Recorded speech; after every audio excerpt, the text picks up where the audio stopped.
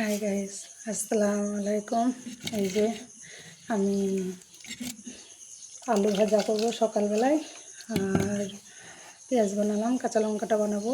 মানে ছেলে মেয়ে স্কুল চলে গেছে, আর আজকে একটু লেট হয়ে গেছে উঠতে।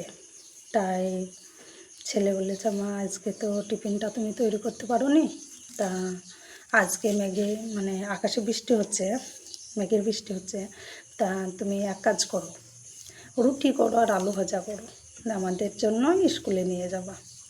ঠিক আছে, ছেলে যখন বলেছে আলু ভাজা রুটি খাবে, তা ছেলে মেয়ের জন্য আলু ভাজা রুটি করে নিয়ে যাবো। তা আপনারা দেখতে থাকেন। এই যে আমি গ্যাসে আগুন দিচ্ছি, গ্যাসটা জ্বালিয়ে দিলাম, আর কড়াই বসিয়ে দিয়েছি, কড়াই পেঁয়াজ দিয়ে দিয়েছি। আর এখন মানে পাঁচফোড়নটা ছোটো প্যাকেট 5 টাকা দাম, শেষ হয়ে গেছে, তাই হালকা একটু দিয়ে দিলাম। এই যে গোটা জিরে,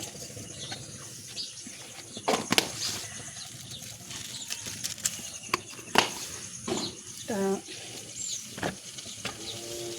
আর এই যে সরষের তেল,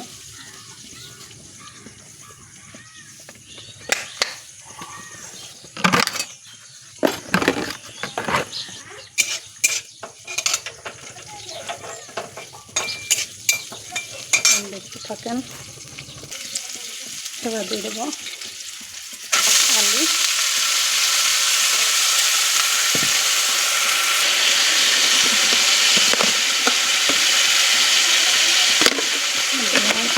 লবণ, হলুদ গুঁড়া,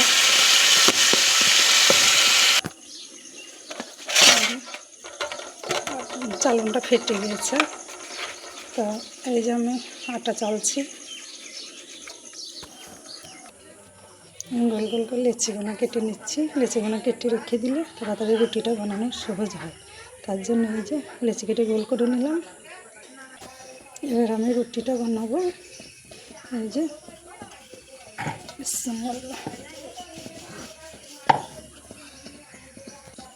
এবার আমি রুটিটা চাটুতে দিয়ে দিলাম, এবার রুটিটা সেঁকবো, দেখতে থাকেন।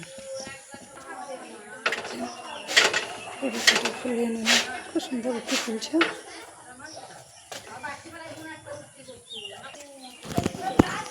রুটি বানানো আমার এটা হয়ে গেলেই কমপ্লিট।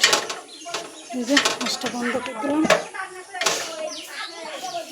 এই যে রুটি হয়ে গেল। এই যে আমি ঝাড় দিচ্ছি, আজ ক্যামেরা ধরার জন্য কেউ নেই, তাই আমি নিজে নিজেই ঝাড় দিচ্ছি।